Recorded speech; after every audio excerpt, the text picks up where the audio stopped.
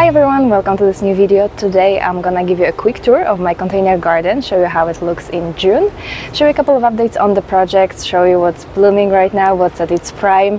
But before we begin, a couple of really basic informations for those of you who are new to the channel. So I garden in zone 8. We have cold winters and hot and humid summers, although this summer is exceptionally cold. Like the warmest day so far was 25 degrees Celsius, and it's also pretty rainy. Not that I complain, I absolutely don't mind this cooler weather and this a little bit more rainy weather, because I don't have to water my plants nearly as often as I normally would around this time of year. But it's also very windy, and you know, the fact that I garden on the 7th floor definitely doesn't help. So I'm gonna show you kind of what happened this past month, and some plants definitely suffered that wind damage quite a bit. Also, I think what's worth mentioning is that my garden is about, I would say, 8 years old at this point. And that being said, it's mostly perennial, and that's something that was really important to me creating this garden. I wanted to create a garden that lasts, a garden that will have many seasons of interest, and a garden that I would not need to invest in every single year trying to fill it out with annual flowers. So at this point, I think the only spot on the balcony where I have annual flowers are the railing planters that I'm gonna show you in a moment. But even here, I grew most of these plants myself. When I want to try some new seasonal plants, I usually grow them myself from bulbs, from tubers, or from seeds. So yeah, let's go. Let me give you an update on the balcony and show you how it looks in June. Okay, so before we begin, let me give you kind of an overhead view on the whole balcony so you get the feel of the space. So as you can see, the balcony is pretty long. It's about 13 meters long, but then it's also pretty narrow. It's only about 1.3 meters wide. And I sort of created a pathway, like a curved pathway, to make it look a little bit more interesting and to add a little bit more dimension. So why don't we start here with this part first? Alright, so let's start here in the veggie garden. I call this part of the balcony veggie garden. And this spot has changed quite a bit since last month. I added this new vertical planter, and I am so happy with it because it just adds so much space for growing edibles. Because I forgot to mention, but my garden is in the shade for most of the day. So having this vertical planter and having these plants kind of lifted off the floor also allows all of these plants to catch a little bit more sunlight. So starting from the first tier, I have some radish, a mix of radish, then a couple of herbs, then alpine strawberries, and as you can see, they produce, and look at the size of those berries, like they are huge. A couple more here. So I have two varieties. I have red alpine strawberry and a yellow alpine strawberry. I think the yellow ones are in this bucket. And then at the bottom, I have just some leafy greens. I also have a couple of different mint varieties, like fruit-flavored mints, and then two blueberry bushes that are starting to ripen. Then a little experiment here on the railings, because the railing planters can get more sunlight than the rest of the balcony. I think they get about 4.5 hours of sunlight.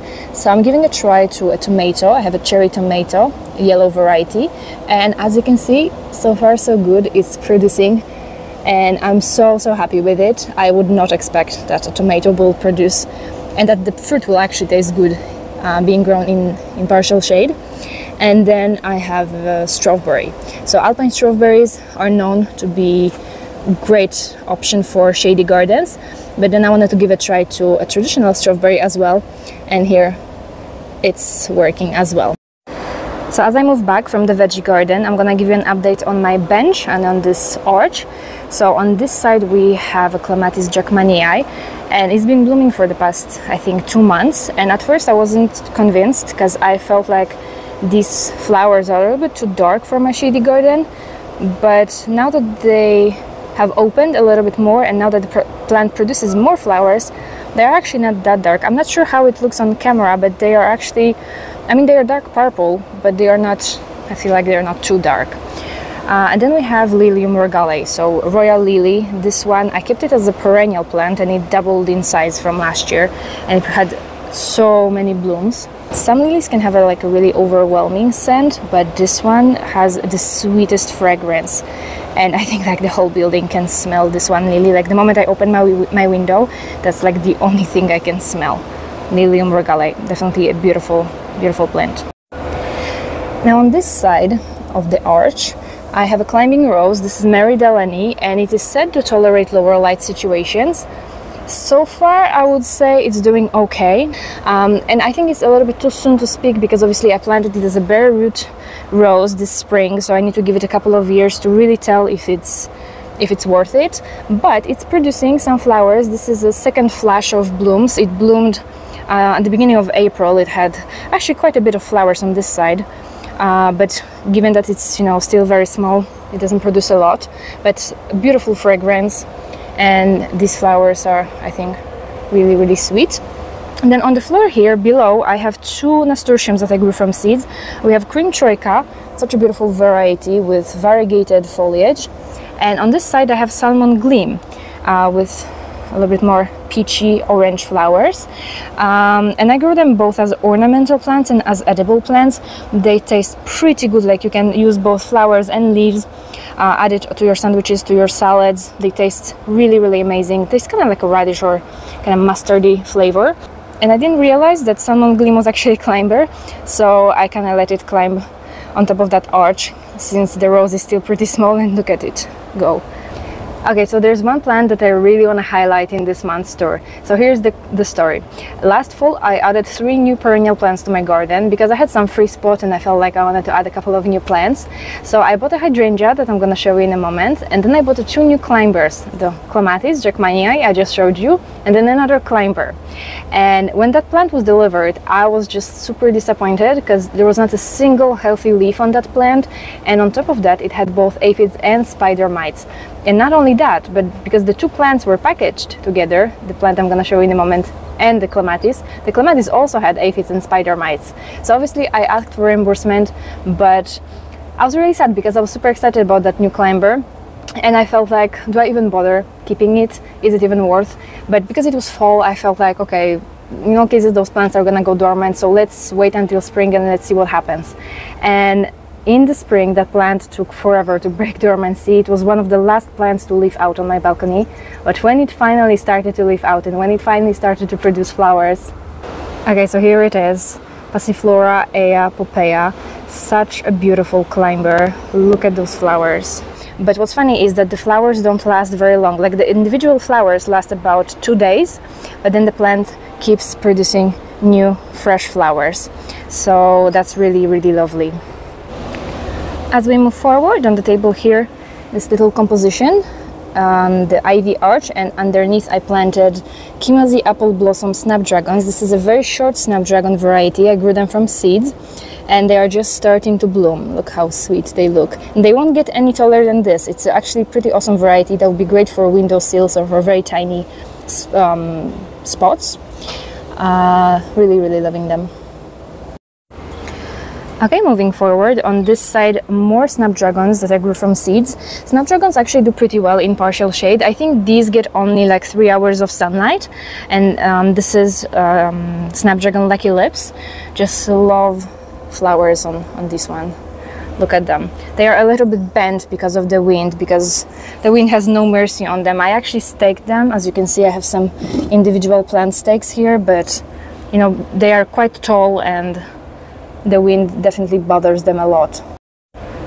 On the other side, this grouping of plants here, first we have a hydrangea. That's the hydrangea I just mentioned, one of my new plants. This is Hydrangea arborescens from the Bella Ragazza series, and they are the smallest hydrangea arborescens in the world. They only grow about 50 to 60 centimeters tall and wide, and this was supposed to be Blanchetta or Blanchetta, depending on how you want to pronounce it, but I think this is actually Limetta, because the Blanchetta is supposed to have white flowers that kind of age towards pink, I think, and this started off as a lime green and it ages towards white shade, which makes me think that it's rather a Limetta. So there has been a mistake. Not that I mind, because it's still a beautiful plant. Look at the size of this flower. Like, honestly, you guys, this is huge. But what's great about this plant, as I said, it stays small, so it produces these massive flower heads, but at the same time it doesn't take up too much floor space, So this would be great for smaller balconies. And it actually has several branches, but first this Japanese maple, Acer garnet, that's looking absolutely beautiful, fell on top of it a couple of times. So it broke a couple of branches, and then slugs also had their part in it. So at the end I lost like, I think, like 5 branches, so I'm only left with 1. Behind we have one of my oldest hydrangeas. This is hydrangea early blue, and I'm turning it purple this year because previously it bloomed all pink, but I figured like I have so many pink flowers, so let's turn it more purplish or bluish. Let me show you from this side. It's absolutely massive. Just one last quick look at the railing planters. They don't look like much yet, but these begonias are starting to bloom, and I actually asked for reimbursement, you guys, because I bought like 30 begonia tubers. Begonia florans, which was supposed to be a double bloom begonia with kind of creamy pink flowers, and none of them that are blooming so far is what I ordered. Like, they're all either flashy pink or orange or red. Some of them actually are not even double.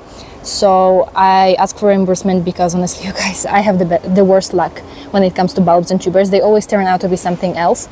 I mean, they still look pretty, right? But you know, it's disappointing when you buy 30 bulbs and none of them turns out to be what you actually ordered. Alright, we have arrived to the other end of the balcony. Let me give you a look from afar on my shady garden. So this area of my balcony doesn't receive any sunlight at all. I think only the bay laurel here, the bay laurel topiary here, gets a couple of hours of sunlight, but all the rest is in full shade for the entire day. And right now we have a tiarella blooming. Tiarella is such a lovely perennial for full shade, for partial shade. Blooms for a really long time. Another perennial that will soon be in bloom here is this astilbe.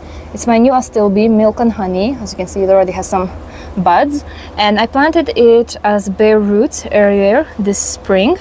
Whenever I add some perennials to my garden, I usually plant them as bare roots because first of all, it's cheaper this way and you can get your hands on many more varieties.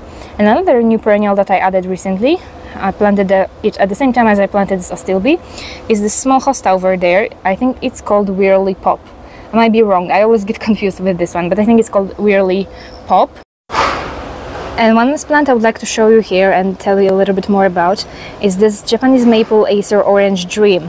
And if you follow me long enough, you may actually see the difference in this plant. It doesn't look nearly as full as it used to. I mean, it looks still pretty full from afar, but if you get close to it and you look in the center, it's pretty bold. So it's lost like 60% of its foliage in the past couple of weeks due to wind. And the reason why I say this is I know that some of you guys actually bought Acer Orange Dream because you saw it in my garden, and now I've seen also a couple of comments where people say, you know, my Acer Orange Dream is not doing well and I don't know what to do about it. And so I just wanted to say it out loud. It's not you, it's this variety. I swear this variety is impossible to keep happy.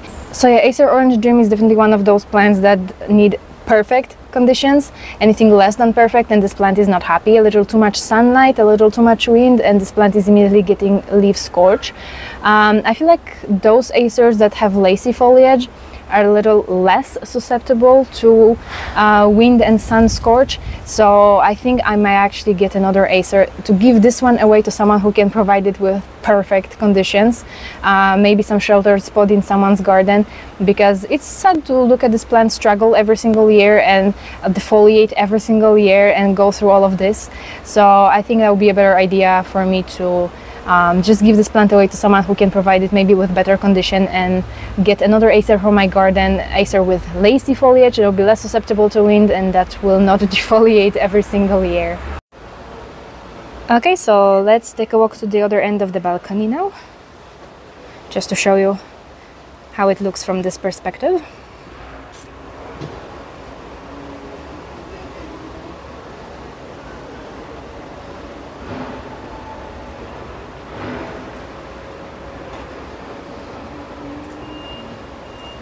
Okay, you guys, so this is going to be the end of today's tour. If at any given moment you saw a plant that you're interested in but I didn't mention it, don't hesitate to ask me in the comment section. Just tell me at what moment during the video you saw that plant, and I'm more than happy to tell you the name of this plant. So thanks so much for tuning in for today's video, and we will see each other in the next one.